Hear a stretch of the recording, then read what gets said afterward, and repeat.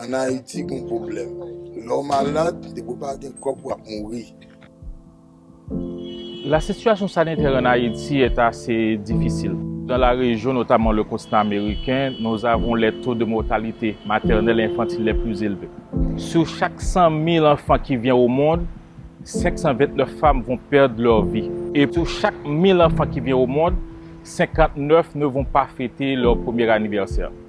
Il y a une faible partie de la population qui a accès aux soins. Et à cause du pouvoir d'achat des gens qui est assez bas, ainsi que le financement en santé publique qui est assez faible, tout ceci contribue à la situation telle qu'il est actuellement. Médecins du Monde fait un pont entre le volet communautaire en étant toujours impliqué quotidiennement avec les acteurs locaux, mais en étant capable de référer lorsque les cas dépassent ce qui est possible de guérir traditionnellement vers les institutions sanitaires prévues à cet effet. Pour nous, c'est un droit fondamental, le droit à la santé. En ce sens, Médecins du Monde travaille en Haïti avec les populations les plus marginalisées, dans les contextes les plus difficiles, avec des gens qui ont une résilience, avec des femmes fortes qui sont les poteaux mitants de la société en Haïti. On travaille avec ces organisations communautaires de base qui ont à cœur le développement de leur région, de leur secteur.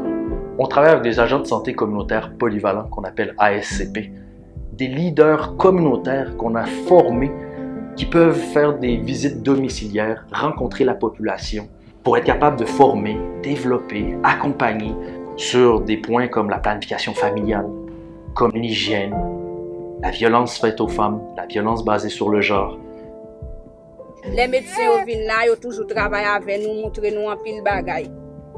La SCP passe dans l'institution pour récupérer tous les micronutriments, le vaccin, etc., pour offrir le service à la communauté.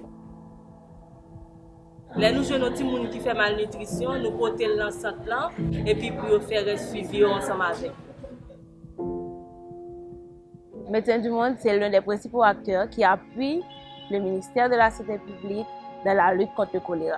En 2015-2016, on était à environ 600 cas par semaine, mais actuellement en 2019, on enregistre environ 10 cas en moyenne par semaine dans tout le pays. On travaille également avec les femmes enceintes et les femmes allaitantes qui souffrent de malnutrition.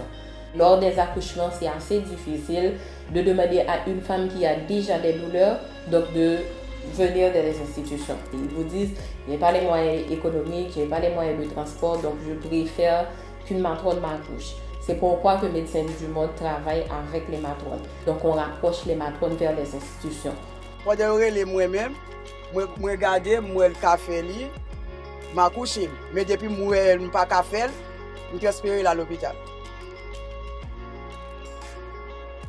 Il y a plus de monde qui viennent à l'hôpital. Nous faisons plus d'accouchements institutionnels. Nous malnutris, MDM Canada prend en charge pour nous. Partenaire ça, nous ne pouvons pas perdre. Parce qu'avec elle, il y a un pile de bail que nous faisons. Et c'est de bail, même si après l'aller, avec Jean Vini, avec le projet, appui que le ban nous avons.